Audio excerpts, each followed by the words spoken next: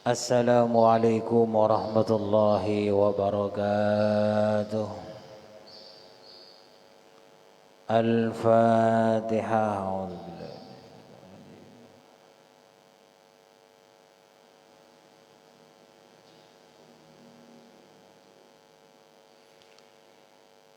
Bismillahirrahmanirrahim. Qala al-muallif rahimahullahu ta'ala wa nafa'ana bi'ulumihi fid dharain amin.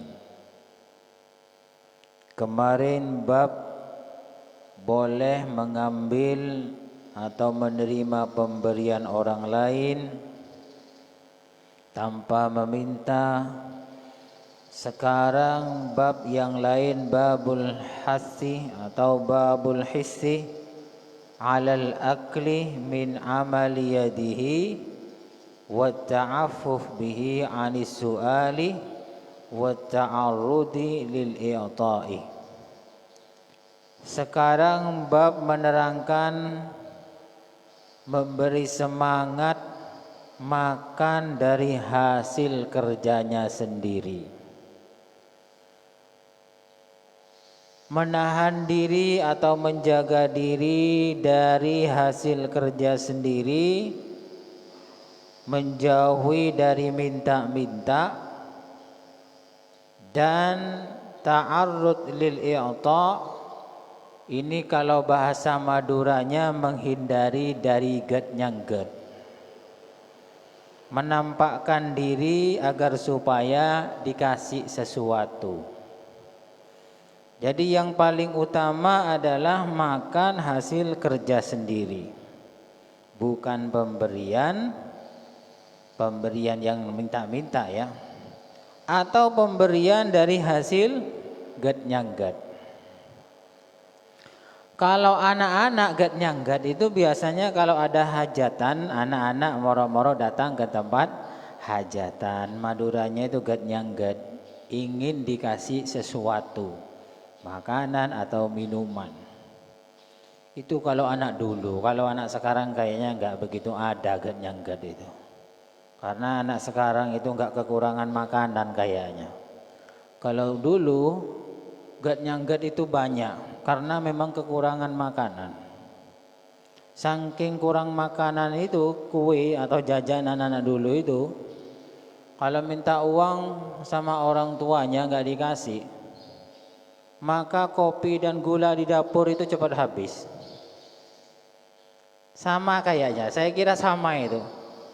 Jadi karena minta uang sama orang tua gak dikasih, karena memang orang tuanya tidak punya uang, jadi kopi sama gula di dapur itu cepat habis. Gului ya, gului gula sama kopi di tangannya kemudian dimakan. Setelah itu tertawa. Gini jelang ya. Itu zaman dulu bebel ya. Jadi kalau sekarang itu get nyanggat itu anak sekarang tidak ada. Kalau orang tua apa ada yang get nyanggat? Ada.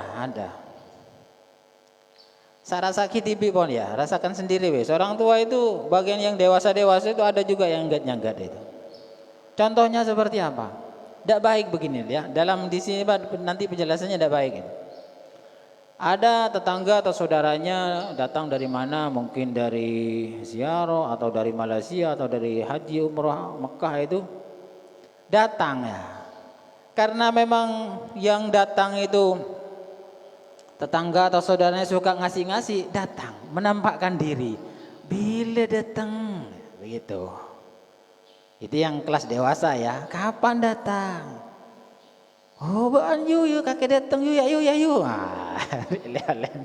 Itu get nyanggat kelas dewasa itu. Apakah ada? Insya Allah ada itu. Lihat wis. Kalau tidak ketemu Sarasaki, kita ini sebenarnya termasuk dewasa yang get nyanggat apa enggak? Pokoknya menampakkan diri di sini. Wa ta'arud lil i'ta'. Get nyanggat itu menampakkan diri. Umpama nggak datang kita ke sana itu tidak ada apa-apa. Cuman kita aja kepo datang, ingin dikasih sesuatu karena orang itu biasanya ngasih sesuatu. Begini ini tidak baik. Asemonan boleh ya.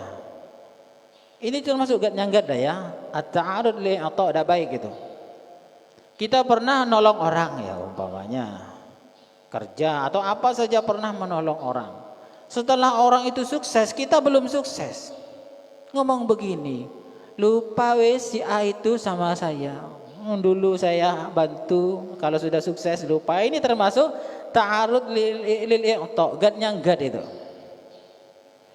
Berarti dia itu ingin menukarkan kebaikannya yang balasannya oleh Allah nanti di surga, ingin dibalas di dunia.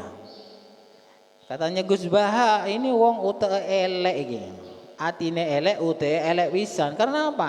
Wong Allah Ta'ala nanti kebaikannya membantu orang itu akan dibalas nanti di surga. Kok minta di dunia dengan pemberian orang? Kan elek ute nah, gitu. Siapa? Ya gara-gara tibi lah ya. Dasar duduk orang ya. Kalau kita suka ngomongan begitu berarti termasuk at-ta'arud lil i'ta, gat nyanggat. Itu namanya gat nyanggat kelas dewasa. Itu tidak baik. Lebih baik apa yang dimiliki hasil kerjanya itu yaitu yang dimakan. Tidak usah gat nyanggat. Begitu. Banyak. Terobri neruko ya, terobri sarong ya. Oh di sana umpama ini umpama. Sebenarnya kita ini umpama ini tidak mau ziarah ke si A. Tapi karena kedengarannya dapat sejadah, nguapan sarung, pas semangat. Saya gak nuduh ya. Pas semangat, awalnya kita tidak ingin ke sana. Kok dengar kabar, dapat panci, dapat tas. Pas semangat, sentra, ayo, kita melong. Nah, ini namanya ziarah sambil dicampuri gat nyanggat. Tidak baik begitu itu ya. Mau dikasih barangnya kecil atau besar, tetap niat ziarah gitu aja. Pas kayak kemarin itu ceritanya, santri pertama bawa singkong sama kiainya, nah, dikasih kambing. Akhirnya santrinya yang satunya yang gak ikhlas itu ada gat nyanggatnya, bawa duren dengan harapan bukan kambing tapi lebih besar dari kambing yang diberi oleh kiainya. Ternyata yang dikasih singkong. Qala Allah Ta'ala, Allah Ta'ala berfirman, فَإِذَا قُضِيَتِ الصَّلَاةُ فَانْتَشِرُوا فِي الْأَرْضِ وَابْتَغُوا مِنْ فَضْلِ اللَّهِ. Firman-Nya Allah Ta'ala, apabila sudah selesai solat maka menyebarlah di atas bumi cari anugerah Allah Ta'ala. Ingat loh ya, ayat ini adalah ayat bagi kaum pekerja ya. Bagi yang kasabnya atau kehidupan pribadinya itu kehidupannya kalau tidak kerja tidak dapat uang. Ini ayatnya. Jangan dipakai dengan ayat yang lain, sebab kalau ayat yang lain beda. Wa ma min dabbatin illa 'alallahi rizquha. Semua yang ada di alam ini, di bumi ini yang berjalan, semua makhluk yang hidup rezekinya ditanggung Allah, berarti tidak harus kerja rezekinya. Apalagi rezeki yang tanpa kerja, takwa. Orang yang takwa pasti dicukupi oleh Allah. Wa may yattaqillaha fahuwa hasbuh. Barang siapa yang bertakwa kepada Allah, Allah yang mencukupi. Nah, beda kan ya? Beda. Kemudian wa may yattaqillaha, ayat lain, wa may yattaqillaha yaj'al lahu makhraja. Barang siapa yang bertakwa kepada Allah akan dikasih jalan keluar. Wa yarzuqhu min haitsu la yahtasib. Dan Allah kasih rezeki yang tidak diduga-duga. Ini ayat yang digunakan untuk orang yang punya rezeki, dapat rezeki tanpa kerja. Yang di sini bab yang sekarang ini adalah ayat bagi kaum pekerja. Mun tak kerja tak alakoh, tak dapat pesen, tak dapat makan. Ingat ya. Dan rezekinya orang itu beda-beda. Ada rezekinya memang harus kerja. Kebanyakan begitu. Tapi ada orang itu rezekinya tanpa bekerja itu terpenuhi. Ya seperti tadi itu. ayatnya. Jadi kita tidak usah kemudian nuduh orang yang tidak kerja, apa sih kakak? Jangan ngomong begitu ya. Ayatnya beda-beda, beda-beda. Jangankan manusia, binatang saja itu ada binatang itu makannya memang harus kerja dulu. Contohnya apa? Semut. Setiap hari kerja itu. Ada yang tanpa kerja makannya terpenuhi, apa? Sapi, kambing, mana ada itu sapi, kambing kerja, jarang kan? Tapi kan dikasih makan sama yang punya, tidak usah kerja itu. Ada juga manusia begitu, manusia memang kalau gak kerja tidak makan, harus kerja, memang makomnya kerja. Ada manusia itu tanpa kerja tapi rezekinya terpenuhi, seperti orang-orang yang bertakwa, ulama dan lain sebagainya. Jadi kalau kita memang makomnya makom kerja, tidak usah usil sama orang yang tidak kerja. Yang makomnya tidak kerja, jangan maksa orang lain itu tidak kerja. Nasihatnya kadang nuwun sewu, ulama atau kiai maksa, tak usah laku kakek, tak usah kerja kamu, lihat saya begini. Jangan dipaksa ya, kalau bukan makomnya, tidak makan beneran ya, tidak makan beneran. Jadi jangan dipaksa, cuman mengingatkan, ulama atau kiai itu mengingatkan, jangan terlalu ngoyo-ngoyo kerjanya, ya ikhtiar seikhlasnya atau sebisanya. Gitu, jangan kemudian dipaksa.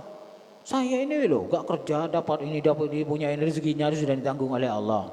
Ya, karena sampean makomnya makom tidak kerja ya.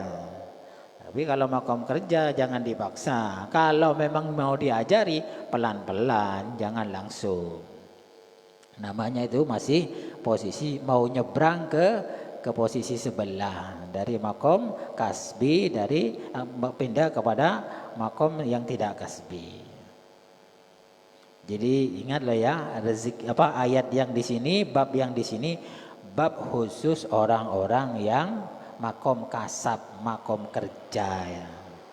Ayatnya ya ini, fa idza qudiyatis sholatu fantashiru fil ardi wabtaghu min fadlillah. Kalau sudah selesai salat, menyebarlah di atas bumi, cari anugerah Allah taala. Maksudnya setelah salat jangan lupa kerja, usaha gitu loh. Ini makom kerja. Makom yang lain kerja, yang tanpa kerja ada. Cukup sekian dulu, kurang lebihnya saya mohon maaf. Mudah-mudahan bermanfaat. Wallahu a'lam bishawab. Al-Fatihah.